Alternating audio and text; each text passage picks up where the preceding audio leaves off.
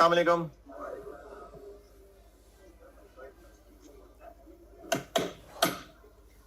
दुरूद शरीफ पढ़ लें।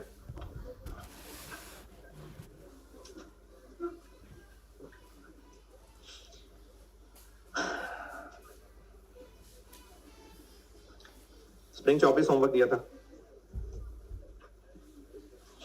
करना भी था। और इसमें मैंने आपको कहा था कि इसमें प्रोसेस बी मजबूरन हमें P1 और न्यू मटेरियल कॉलम कंबाइन करना पड़ेगा, और उसकी वजह सिर्फ इतनी थी कि एफको मेथड था। एफको मेथड में हमें ओपनिंग वर्किंग प्रोसेस के भी 3 टुकड़े चाहिए थे, उन्होंने दिए नहीं हुए, इसलिए मजबूरन हमें P1 कॉलम और न्यू मटेरियल कॉलम इकट्ठा करना पड़ा। बस ये वजह थी। और इतना बड़ा मसला इसलिए भी नहीं था क्योंकि केस 3 है और नया मटेरियल भी प्रोसेस के शुरू में ही लग जाता है, तो इसलिए कोई इतना बड़ा मसला नहीं था। तो ये सिर्फ एक बात थी और उसकी वजह बताइए आपको, दोबारा बताता हूँ। एफको मेथड है, ओपनिंग वर्किंग प्रोसेस के भी 3 टुकड़े दिए होने चाहिए थे, नहीं दिए हुए थे, इसलिए हमें P1 कॉलम और न्यू मटेरियल कॉलम को मिलाना पड़ा डिपार्टमेंट बी में। और आपने कुछ पूछना है तो पूछें, अगर किया है तो। हाँ जी, हाँ एक बात और पूछनी होती है इसमें। अब तक हम जितने भी सवाल कर रहे थे उसमें स्क्रैप बेचते थे और उसका जो रिकवरी वैल्यू थी वो हम कॉस्ट में से माइनस करते थे। यहां पर जो प्रोसेस ए का स्क्रैप है वो हम बेचने की बजाय हमें लाशें ठिकाने लगाने पे खर्चा करना पड़ रहा है।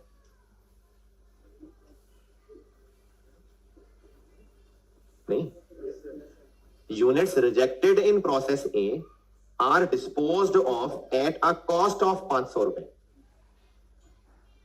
Disposed of at a cost, लाशें ठिकाने लगानी है तो वो जो हम लोग माइनस करते थे वो ऐड हो जाएगा बस। तो ये इसमें एक डिफरेंट चीज थी। बाकी आपने कुछ पूछना है तो पूछे, अगर किया है। अब खत्म हो रहा है प्रोसेस, तो अच्छा टर्म्स पे खत्म कर ले। हाँ जी, कंबाइंड दोबारा बता देता हूं। P1 का कॉलम और न्यू मटेरियल का कॉलम, ईपी।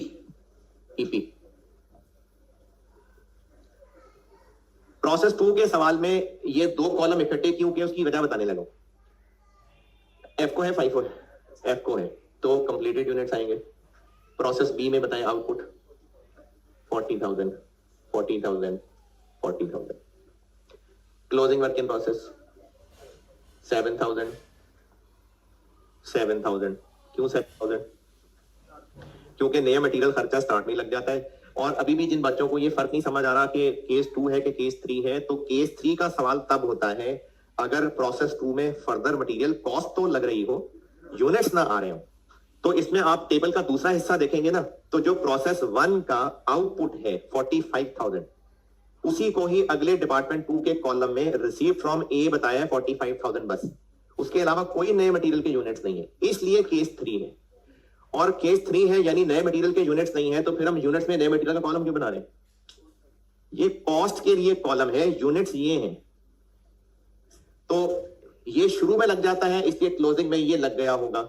कन्वर्जन 3500। एल है, एजी है, क्या है? एल है 850 850 680। चूंकि इन दोनों का रिजल्ट सेम निकल रहा है,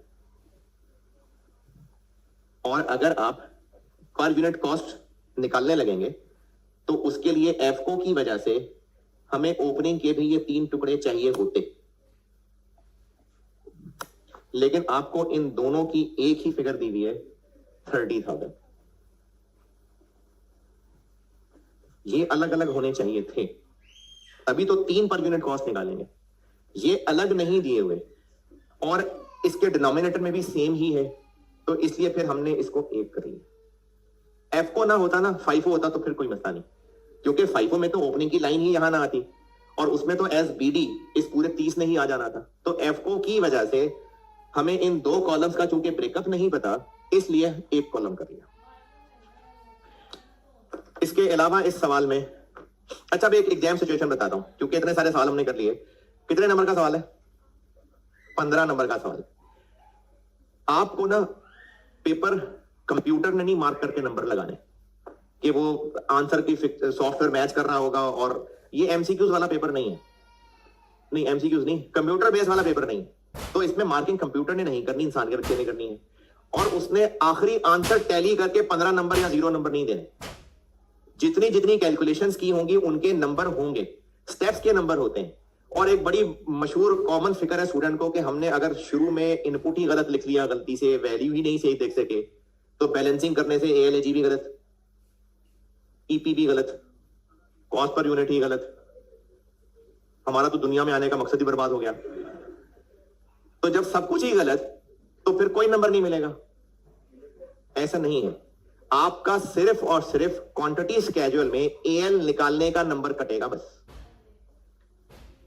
एएल गलत निकला होगा ना, बस। अब आपने वो जो वैल्यूज वहां लिख ली, उनसे आगे जो भी किया है उसके पूरे नंबर मिलेंगे, अगर वो आपकी फिगर्स के मुताबिक सही है तो। देखिए, एबनॉर्मल लॉस बैलेंसिंग करने से गलत आ गया या आउटपुट गलत निकल आया, तो आउटपुट गलत निकला तो आपका ईपी का टोटल भी गलत, कॉस्ट पर यूनिट भी गलत, स्टेटमेंट ऑफ वैल्यूएशन भी गलत, लेकिन सिर्फ नंबर कटे होंगे क्वांटिटी स्केड्यूल के बस। अब जो फिगर आपने निकाल दी है उसको लेके आप आगे जहां जहां गए हैं और वो सब ठीक किया है, उसके मिलेंगे नंबर। तो इसलिए अगर सवाल में कोई पॉइंट, जैसे आपने सवाल पढ़ा और आपको लगा ये स्क्रैप वैल्यू तो समझ ही नहीं आ रहा, वहीं छोड़ दिया सवाल, निकल गए एग्जाम हॉल से, जो पॉइंट समझ नहीं आ रहा उसको छोड़ के बाकी सवाल सॉल्व करें, या जो जैसा समझ आ रहा है जैसा भी उसको चलाएं आगे, छोड़ना नहीं है सवाल। अच्छा, टाइम भी लगाना है, ऐसा भी नहीं कि अज्यूम कर करके आगे चले, वो आधे घंटे में पेपर खत्म हो गया अज्यूम कर करके, तो अब 2.5 घंटे क्या करें। तो ये भी नहीं कि नहीं समझ आया फौरन अज्यूम करके आगे चले, फिर तो आधे घंटे में पेपर खत्म हो जाएगा। अगर 15 नंबर का सवाल है तो उस पर को आधा घंटा तो लगाना बनता है, एक पॉइंट पे नहीं, पूरे सवाल पे। अब वो आपने सोचना है कि जिस पॉइंट पे अड़े हुए हैं क्या वर्थ है कि मैं 10 मिनट और लगा लूं। अगर सवाल वाकई बहुत अच्छा आता है आपको, सिर्फ एक पॉइंट अगर क्लिक कर गया तो पूरा सवाल आप परफेक्टली ठीक कर लेंगे, फिर लगा दे जरूर 15 मिनट उस पर, ताकि कॉन्फिडेंस तो मिले कि बाकी सवाल मैंने ठीक कर लिए। लेकिन अगर पूरा सवाल मैं समझा हुआ है तो फिर बहुत टाइम ना लगाएं उस सवाल पे, लेकिन जो जितना समझ आ रहा है उसको लेके सॉल्व करें, स्टेप्स के मिलते हैं नंबर। और जो गलती हो जाती है फिर उसको बार बार पेनलाइज नहीं किया जाता, उस गलत फिगर को लेके आगे जो ठीक किया होगा उसके बिल्कुल नंबर मिलेंगे। और एक और बात बताता हूं, ये स्टूडेंट्स को ऑफिशियल बात बता रहा हूं, आईकैप की ऑफिशियल बात बता रहा हूं, ये सब स्टूडेंट्स को नहीं पता होती। एक क्वेश्चन के हैं 18 नंबर, तो उसके मिसाल दे रहा हूं मैं, जो बात करने लगा हूं, उसका जो मार्किंग प्लान बनाया होगा ना एग्जामिनर ने कि फलानी वर्किंग इतने नंबर, फलानी वर्किंग इतने नंबर, फलानी वर्किंग इतने नंबर, वो हो सकता है 21 नंबर का प्लान बनाया हो। ये नहीं समझ आई बात। 18 नंबर का सवाल है तो जो उसने मार्किंग प्लान बनाया होगा वो हो सकता है 21 नंबर का प्लान बनाया हो कि फलानी कैलकुलेशन कर ली इतने नंबर दे देना, फलानी कैलकुलेशन कर ली इतने नंबर दे देना।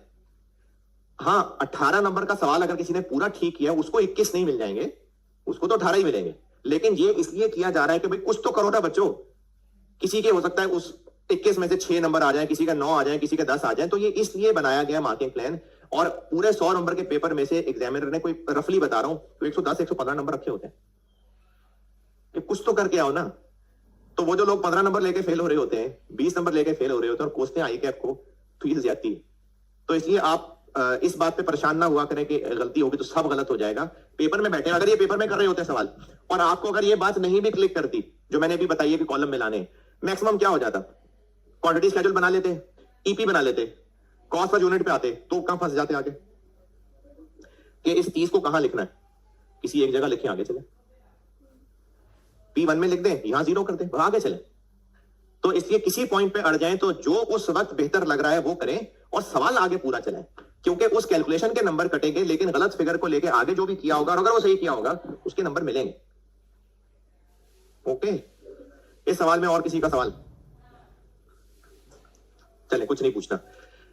ज्वाइंट प्रोडक्ट का ना एक सवाल मैं बोर्ड पे करता हूं, और लेकिन कल से होमवर्क इसलिए नहीं क्योंकि कल का बीच में गैप है, फिर आपने वो शाम वाली क्लासें भी लेनी है, तो ये मैंने सवाल होमवर्क देना था, लेकिन अभी क्लास वर्क दे रहा हूं और 10 मिनट का टारगेट रख के करिए। सवाल करना है, लिख के करना है, लिख के करिएगा सारे। ऑटम 22 पे आए और 2-4 लोगों ने मिलकर माइंड एफर्ट नहीं करनी, हर एक अपना अपना करे। ऑटम 22 अटेम्प्ट पे आइए। मेरी बुक में क्वेश्चन 4 मार्स लिमिटेड। कल से थोड़ा सा डिफरेंट बस ये है कि इसमें ओपनिंग क्लोजिंग वर्किंग प्रोसेस भी आ रहा है, बस बाकी कल जैसा ही है। कल जो वो सिग्मा बीटा का किया था ना उसकी बात करो। मार्स लिमिटेड ऑटम 22 पहुंचे?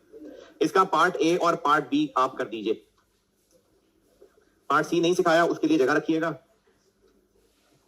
पार्ट ए और बी कर दें, आप अभी सॉल्व कर दें। 10 मिनट का टारगेट रख के करिएगा, 15 भी होगा तो खैर है, लेकिन आपने लिख के करना है। ऑटम 22 अटेम्प्ट का सवाल है, पार्ट ए और बी कह रहा हूं सिर्फ।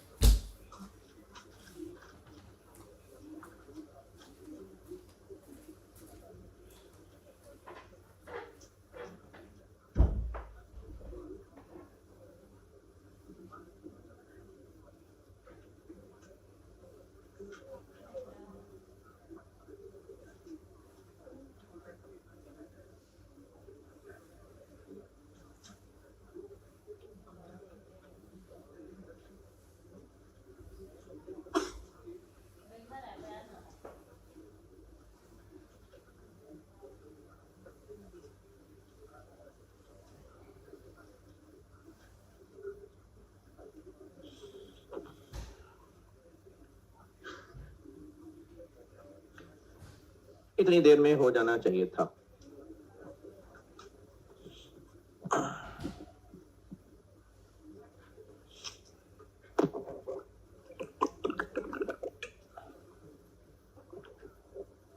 पंद्रह मिनट हो गए।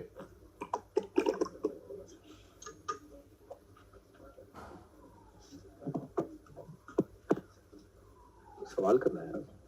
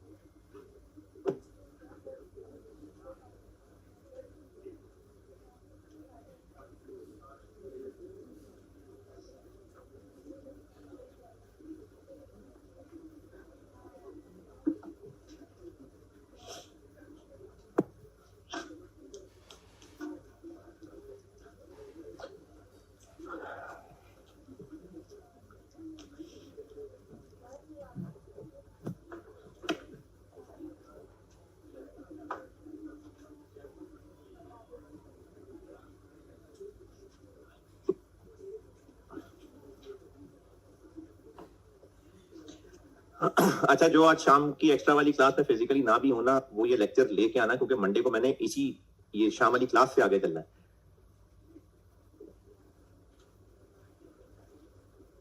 बहुत देर लगा दी यार, बहुत देर लगा दी।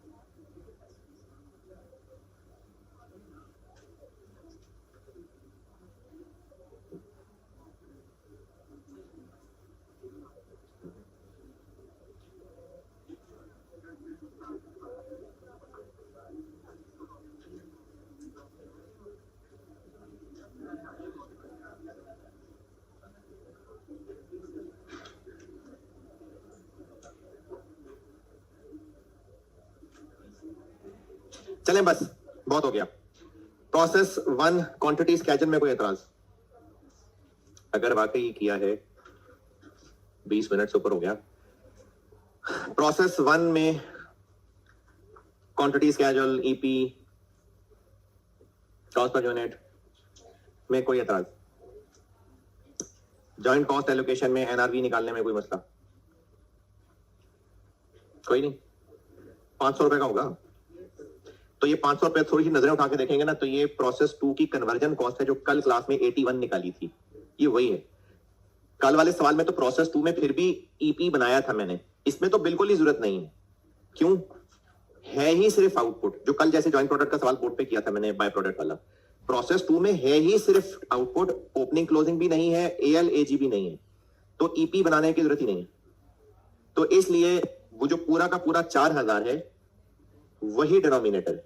तो वो हमने ये जो, अगर पीछे सोल्यूशन देखें आप, तो पार्ट बी का सोल्यूशन जो मैंने शुरू किया हुआ, पार्ट बी देखिएगा सोल्यूशन में।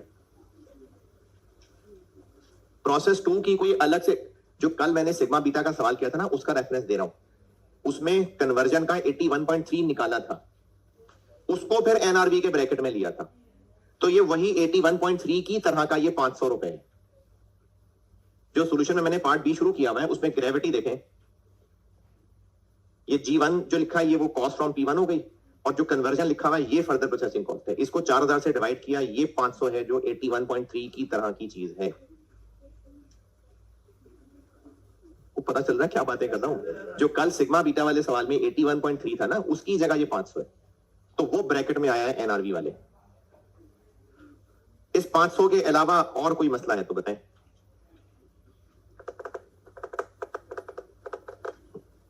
जी चलो, फिर एक और सवाल पढ़े, मैं करता हूं बोर्ड पे। ऑटम 23 पढ़ और अपने आप को असेस भी कर लें। ये खत्म हो रहा है प्रोसेस कॉस्टिंग, और आपने जो खुद अभी सवाल किया है, तो क्या परफॉर्मेंस है, अपने आप को जरूर बताएं।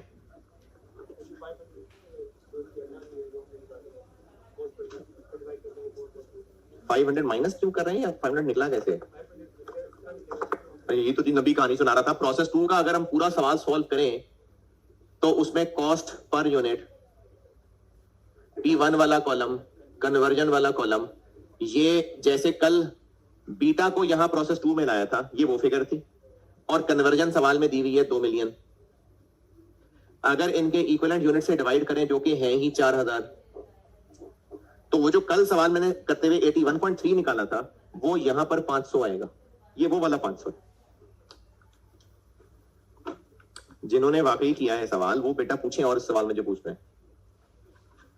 चले ऑटम 23 पढ़ ले, मैं करता हूं। अच्छा, इस सवाल को सॉल्व किया है ना, तो पार्ट सी के लिए जगह छोड़े, मंडे को ये जगह भरवाऊंगा। पार्ट सी के लिए पेज पेज छोड़ने।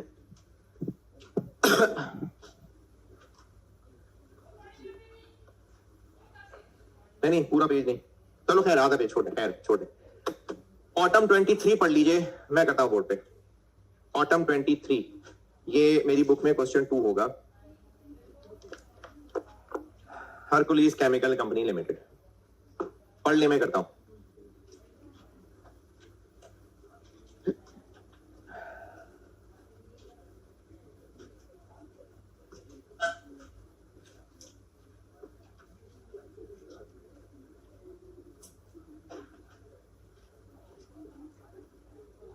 सवाल पढ़ लें ऑटम 23, मैं करता हूं बोर्ड पे।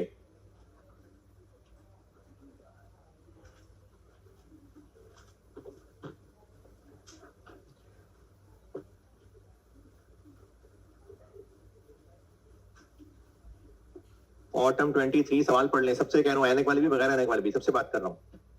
ऑटम 23 पढ़ लें।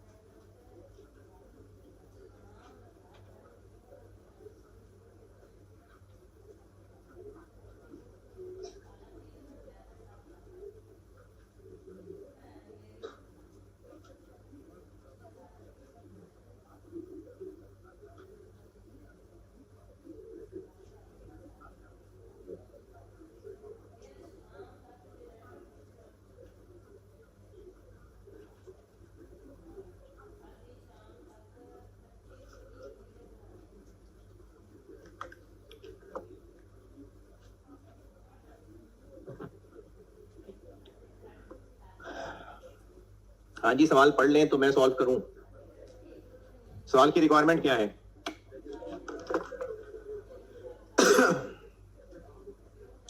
तो ये तो मैंने सिखाई नहीं अभी। तो फिर आप ऐसा करें कि एक पेज खाली छोड़ें, एक पेज इसकी हेडिंग देके सवाल की एक पेज खाली छोड़ें और अगले पेज पे आ जाए। हम इसकी स्टेटमेंट ऑफ इवैल्यूएशन बनाने लगे हैं दोनों प्रोसेसेस की।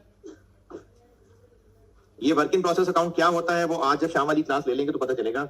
ये जितनी खाली जगह छुड़वा रहा हूं ना, ये फिर मैंने मंडे की क्लास में भरनी है। तो एक पेज इसका सवाल सोल्यूशन की हेडिंग देके पहला पेज खाली छोड़ें और अगले पेज से आ जाएं और हम इस सवाल में दोनों प्रोसेसेस की स्टेटमेंट ऑफ इवैल्यूएशन बनाने लगे। प्रोसेस ए बी सी क्या है? 1 2 है, क्या है? 1 ये मैं ऑटम 23 सॉल्व कर रहा हूं। पहला पेज छोड़ दिया, ये वर्क इन प्रोसेस अकाउंट के लिए। अगले पेज पे आ गया, दोनों प्रोसेसेस की स्टेटमेंट ऑफ इवैल्यूएशन मैं रिक्वायर कर रहा हूं। चले जी, process 1 quantity schedule.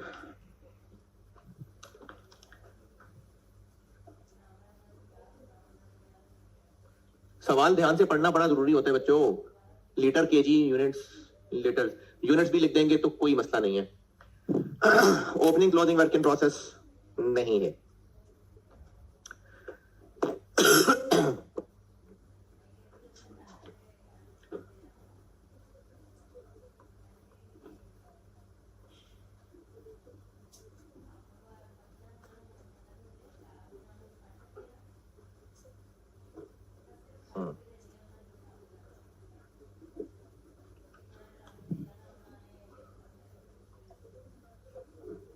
Input,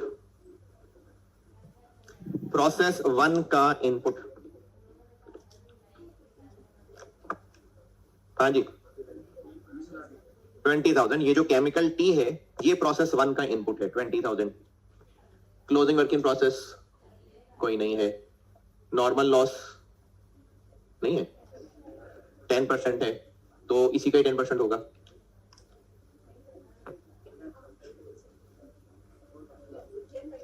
calculate करके देख लें एक्सपेक्टेड यूनिट्स।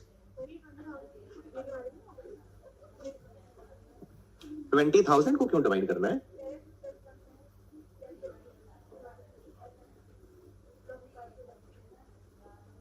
ये जो LMN है ये आउटपुट है कि इनपुट है? आउटपुट है ना। इनपुट केमिकल टी है। Chemical T is used in process 1 which produces chemicals. अब वो जो प्रोडक्शन हो रही है L, M और N वो आउटपुट है, वो ज्वाइंट और बाय प्रोडक्ट है।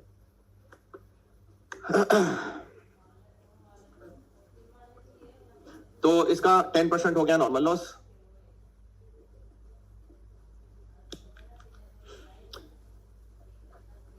ये जो रेशो दी हुई है ये हम जरूर लगा लेते, जैसे जो कल मैंने खुद सवाल बना के कराया था। अगर टेबल में डिटेल ना दी होती, अब जब डिटेल दे ही दी है तो दे दिया डिटेल उसने, तो हमें वहां बाय प्रोडक्ट नजर आ रहा है कितना? 1450। और एक लाइन छोड़ के आउटपुट। आउटपुट हमने लेना है इन दोनों ज्वाइंट प्रोडक्ट्स को, L को और M को।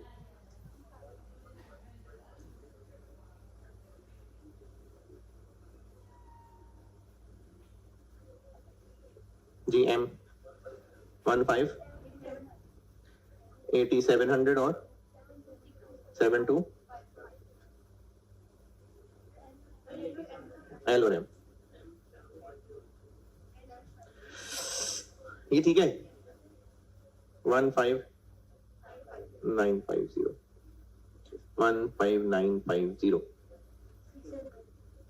अब नॉर्मल लॉस हो गया 600।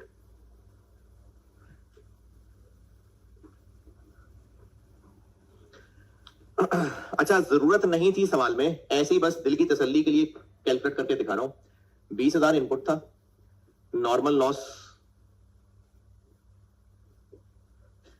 2,000 था, अब नॉर्मल लॉस 600 था।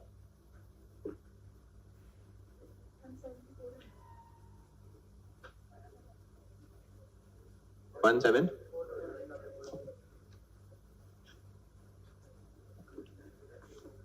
17400। इसको 651 की रेशो में बांटिए।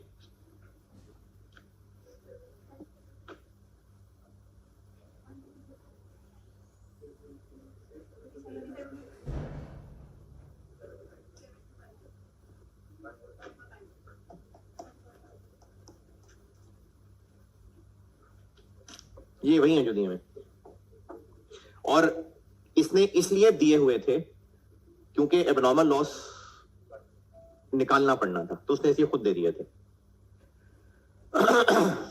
एबनॉर्मल लॉस नहीं पता ना, इसलिए उसने हमसे रेशो में नहीं बंटवाया।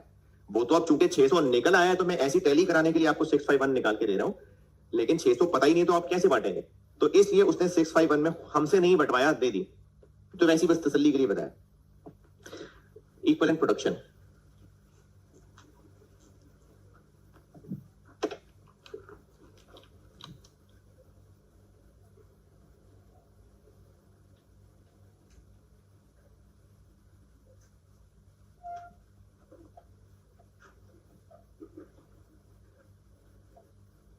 फाइव को ओपनिंग ही नहीं है। वैसे अगर लिखा हुआ देखें तो वो एफ को, ये फाइव को क्या लिखा हुआ? कुछ भी नहीं लिखा हुआ, क्योंकि दोनों ही प्रोसेसेस में ओपनिंग क्लोजिंग है ही नहीं। कंप्लीटेड यूनिट्स 15950, ये दोनों में पूरे पूरे हैं। और एबनॉर्मल लॉस इंस्पेक्शन स्टेज कितनी है? 100% है, तो 600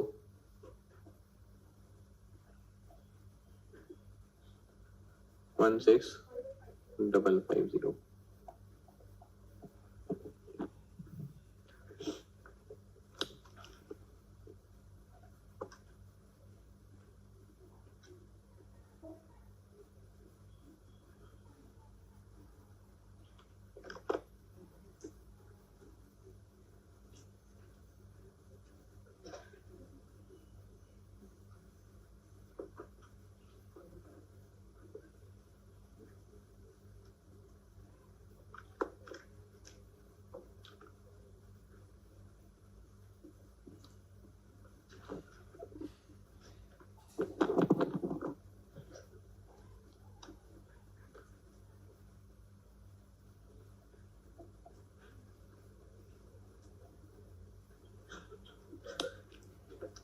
करंट पीरियड कॉस्ट। अच्छा, ये करंट पीरियड आपको कैलकुलेशंस करनी पड़ेगी। उन्होंने टेबल में आपको क्वांटिटीज और रेट्स दिए हैं। तो केमिकल नहीं पूरा लिख लें, या चलो 1000 में कर लें, डिवाइड करते हुए कर लेना। जो मटेरियल है 20,000 लीटर है, 240 का एक, और कन्वर्जन के लिए 12,000 आर्स है। ये हो गया लेबर और ये हो गया कन्वर्जन। ये क्या किया मैंने, लेबर और कन्वर्जन एफर्ट दोनों मिला दिए। तो ये ऊपर क्या बना, 48, यानी ये 48 मिलियन। इधर 11760,000। और नॉर्मल लॉस की रिकवरी, नॉर्मल लॉस की रिकवरी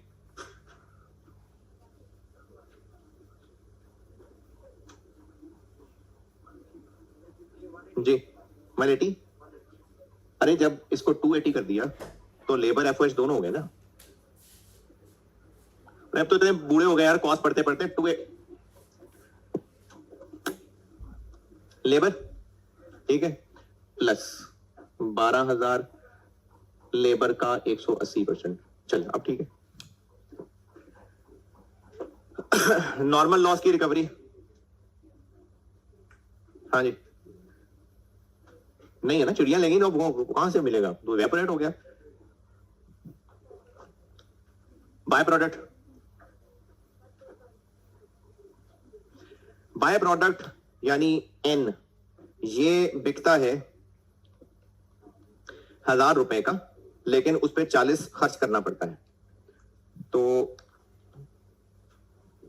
1450 इंटू 1,000 -40 1392 000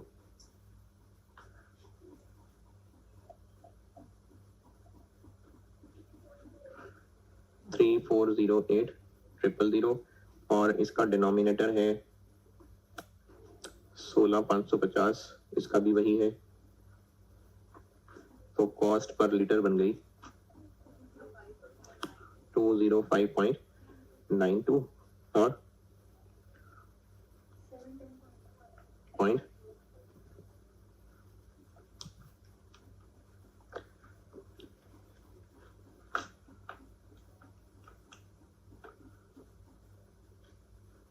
और ये मैं इधर कोने खुदरे में बना लेता हूं। Statement of evaluation,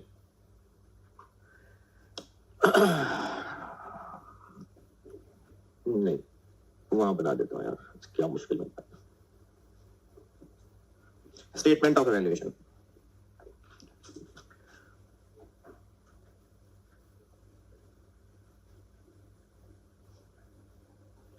cost of completed units,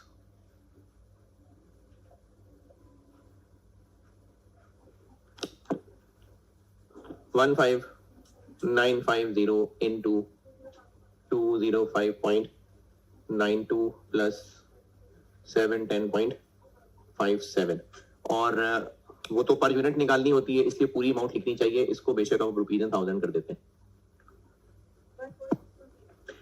14618 और cost of abnormal loss 600 into ये दोनों,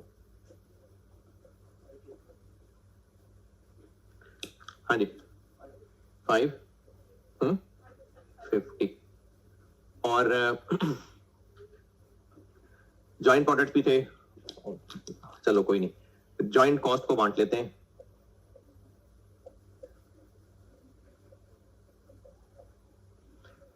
क्या क्या है जॉइंट प्रोडक्ट?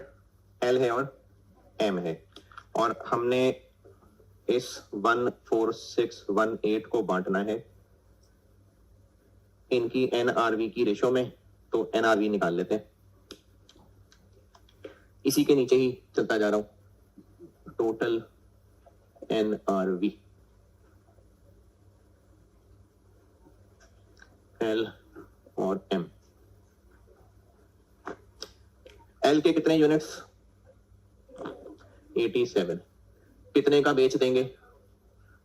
5000 का, लेकिन माइनस 500 मतलब 500 अलग है, 500 और 5000 का 4%।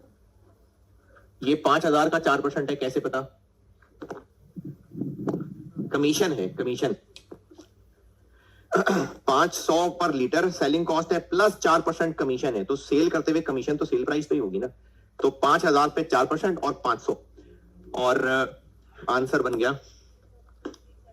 37410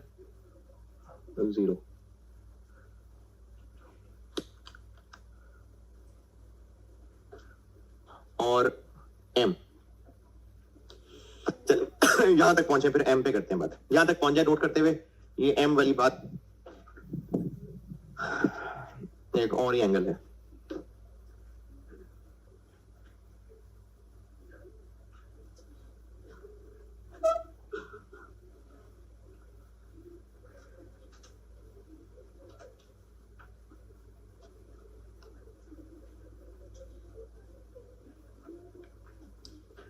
नाराज हो गए?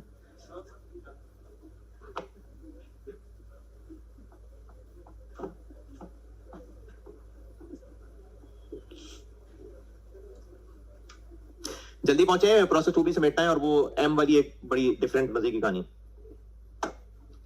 यहां तक लिखना पहुंचे, फिर बताता हूं एम।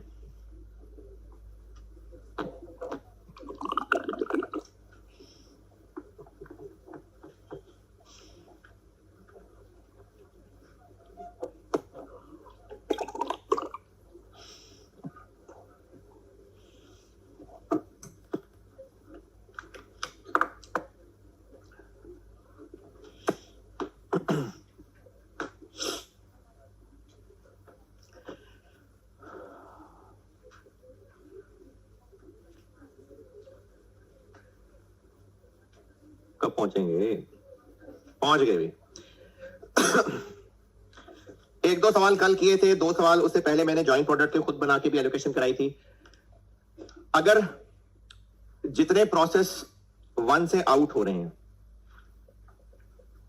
प्रोसेस 2 से भी इतने ही खैर खैरियत से आउट हो जाएंगे, तो फिर हम यहां पर इतने ही यूनिट्स इनटू सेल प्राइस ले लेते हैं। लेकिन अगर यहां पर होते हैं लॉस, तो फिर हम वहां सेल प्राइस से मल्टीप्लाई करते हुए 3600 लिखेंगे। ये जो परसों सवाल खुद बना के कराया था वो भी, और जो कल बीटा के हमने 0.95 किया था। इस सवाल में हो ये रहा है कि ये यहां से जाएंगे 4000, ये हो जाएंगे 4800, क्योंकि 800 नए आ जाएंगे। 4800 नहीं है, एवं एक बात बस ये बता रहा हूं कि एक नया मटेरियल ऐड हो जाना है, प्रोडक्ट की क्वांटिटी बढ़ जानी है। अब यहां पर मैं मल्टीप्लाई में क्या लिखूंगा? 48 लिखूंगा, क्योंकि बिकना तो 4800 है ना। हाँ, माइनस फर्दर प्रोसेसिंग कॉस्ट, उसमें इसकी भी कॉस्ट माइनस हो रही होगी। दोबारा, हम लोग एनआरवी निकाल रहे हैं इनकी, लेकिन कॉन्सेप्ट क्या है कि इनके इस्तेमाल से टोटल नेट क्या मिलेगा। तो अगर इनके इस्तेमाल से बनेंगे ही 3600, तो इसीलिए हम लोग 3600 को सेल प्राइस से मल्टीप्लाई कर रहे थे। लेकिन अब इनके इस्तेमाल से ये और आने के बाद बिकेंगे 4800, तो सेल प्राइस को इससे मल्टीप्लाई करना है। और ये चूंकि अभी हुआ नहीं है, ये फ्यूचर है। कॉन्सेप्चुअली हम कहां खड़े हैं? प्रोसेस 1 के एंड पे। तो इसलिए ये भी चूंकि फ्यूचर है, तो जब हम माइनस कॉस्ट कर रहे होंगे तो इसकी भी कॉस्ट माइनस कर रहे होंगे। तो यहां पर ब्रैकेट में लिखेंगे हम 7650। ये कहां से आया? क्योंकि प्रोसेस 2 में कोई एबनॉर्मल लॉस नहीं है, नॉर्मल भी नहीं है, शायद नहीं है, कोई एबनॉर्मल लॉस नहीं है। वो मैं भी बना के भी दिखाता हूं, अभी क्वांटिटी स्केड्यूल बना के दिखाता हूं। तो इसलिए जितने बिकेंगे, और अगर कुछ एबनॉर्मल लॉस भी होता तो हम सिर्फ नॉर्मल लॉस ले रहे होते, जो कल 0.95 वाली बात बताई थी। ये और सेल प्राइस 7000 माइनस 600 माइनस 7000 का 5% माइनस वो सारे खर्चे जो मजीद होंगे, वो प्रोसेस 2 के सवाल सॉल्व करूंगा तो उससे मिल जाएंगे। ये इसकी टोटल एनआरवी बनेगी। ये मैं प्रोसेस 2 पूरा करता हूं तो ये ब्रैकेट पूरा होगा। तो हमारी ये वर्किंग यहां रुक गई, क्योंकि ये फिगर अभी नहीं पता, बिल्कुल सिग्मा बीटा की तरह ये यहीं स्टॉप हो गई। अब प्रोसेस 2 पे आते हैं।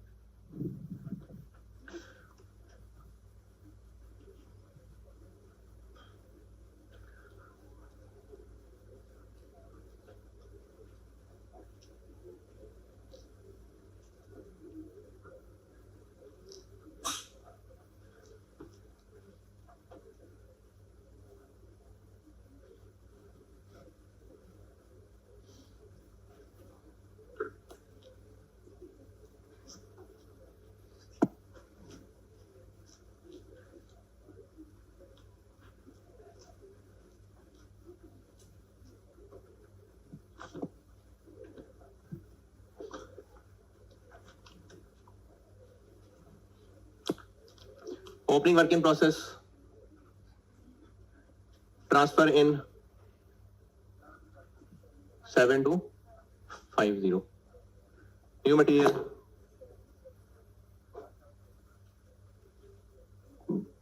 1750.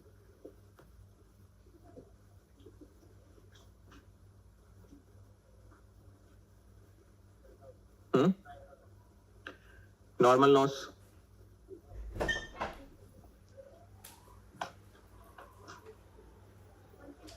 1350. आउटपुट 76, तो ALAG नहीं है।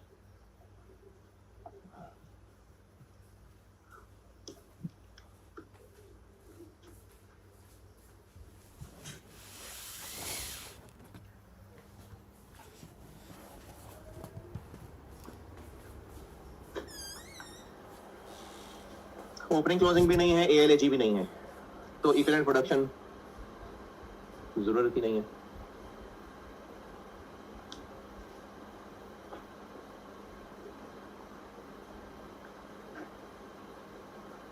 देखें ALAG नहीं है, ओपनिंग क्लोजिंग भी नहीं है, तो फिर इसकी भी जरूरत नहीं है, आउटपुट ही बस डिनोमिनेटर है। और जब हर खर्चे का आउटपुट डिनोमिनेटर है तो अगर बनाना चाहें तो मर्जी है बना लें, वरना पर यूनिट कॉस्ट भी अलग अलग निकालने की जरूरत ही नहीं है। दोबारा हम लोग स्टेटमेंट ऑफ एवेल्यूएशन तक पहुंचना चाह रहे हैं। Statement of evaluation, equivalent production बनेगी, कॉस्ट पर यूनिट निकलेगी। कॉस्ट पर यूनिट के भी 2-3 कॉलम अलग अलग क्यों बना रहे होते हैं? क्योंकि ईपी अलग अलग होता है, और फिर उनको यूज करके cost of completed units, cost of abnormal loss, cost of closing work in process. जब opening closing work in process ही नहीं है, ALAG भी नहीं है, तो है ही सिर्फ कंप्लीटेड यूनिट्स और कुछ भी नहीं है, कंप्लीटेड यूनिट्स हैं। जब सिर्फ कंप्लीटेड यूनिट्स हैं तो इक्विवेलेंट प्रोडक्शन की भी तकल्लुफ की जरूरत नहीं है, और जब है ही सिर्फ कंप्लीटेड यूनिट्स तो कॉस्ट पर यूनिट निकालने पे भी टाइम जाया नहीं करना। जो करंट पीरियड कॉस्ट होगी वो सारी की सारी कॉस्ट ऑफ कंप्लीटेड यूनिट्स ही होगी। नहीं बनी बात? देखें, जब opening closing work in process ही नहीं है, ALAG भी नहीं है, तो हमने पर यूनिट कॉस्ट निकालने के लिए न्यूमरेटर क्या लेना था? Current period cost. उसको इसी से डिवाइड करना था और फिर इसी से मल्टीप्लाई कर लेना था, तो वो कॉस्ट ऑफ कंप्लीटेड यूनिट्स आ जानी थी। तो इसलिए इसकी भी जरूरत नहीं रही और कॉस्ट पर यूनिट की भी जरूरत नहीं रही।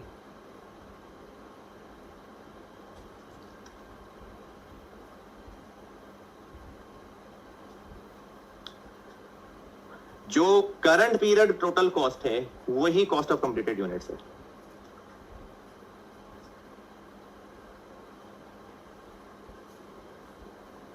अगर ये बात नहीं ठीक लग रही तो ठीक है, कॉस्ट पर यूनिट भी निकाल लीजिएगा आप घर जाके, और फिर कॉस्ट ऑफ कंप्लीटेड यूनिट्स भी बना लीजिएगा।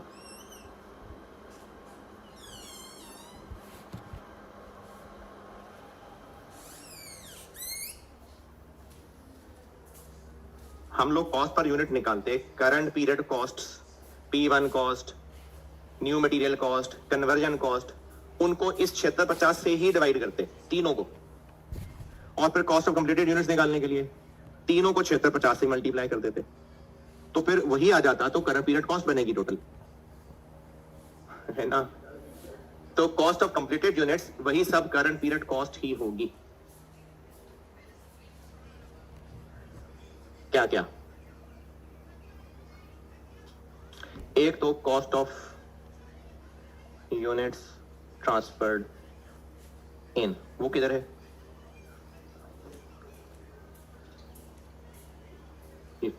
वो अभी ये कैलकुलेट होगी तो वहां लिख लेंगे।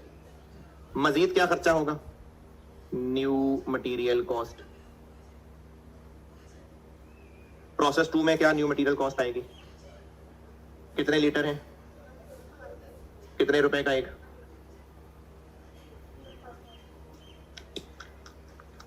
$315। लेबर कितनी आएगी?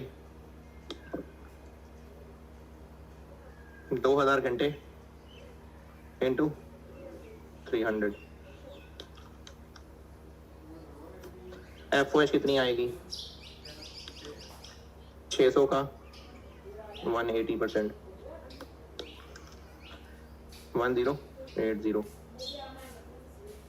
P1 न्यू मटेरियल कन्वर्जन, और नॉर्मल लॉस की स्क्रैप वैल्यू माइनस, लेकिन वो स्क्रैप वैल्यू नहीं है, लाशें ठिकाने लगाने का खर्चा है।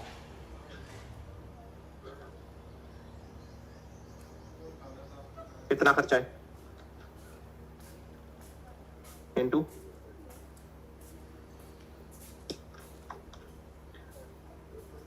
6। ये सब ऐड करेंगे तो ये कॉस्ट ऑफ कंप्लीटेड यूनिट्स है। ये फिगर नहीं पता, ये फिगर यहां से मिलेगी, ये तब होगा जब NRV निकलेगी। और यहां से क्या माइनस करना है? जो प्रोसेस 2 में फर्दर कॉस्ट आएगी, यानी कि ये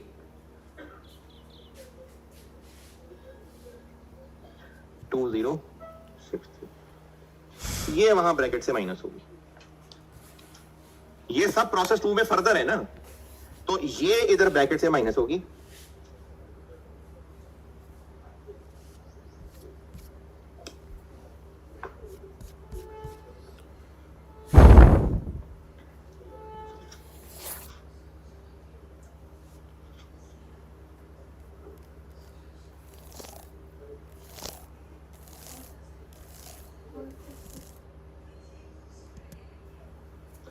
4 6 2 6 6 8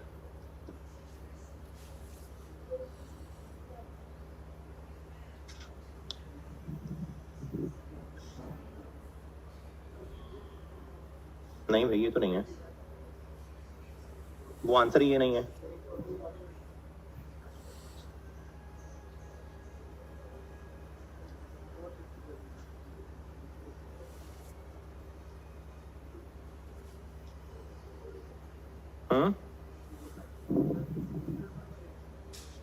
क्या? हाँ जी,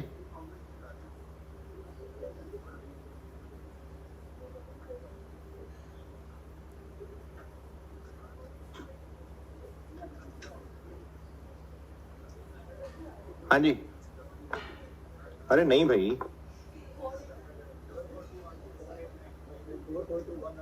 444 आ रहा है भाई। 7,000 माइनस 600 माइनस 7,000 का 5%। 7,000 का 5% कितना है? 350। 7,000 माइनस 600 माइनस 350 जो आंसर आएगा उसको इससे मल्टीप्लाई करें, और उसके बाद जो आंसर आएगा उसमें से माइनस करें। 444 219 220 8 1 6 30 3 7 4 1 0 8 1 6 30 4 2 2 0 1 6 30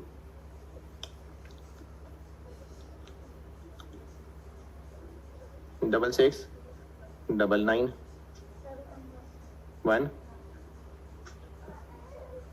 ये यहां है।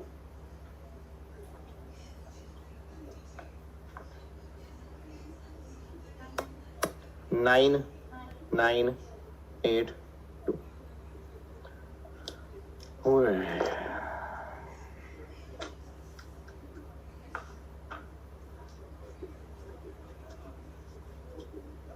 हाँ जी, आसान था सवाल था यार।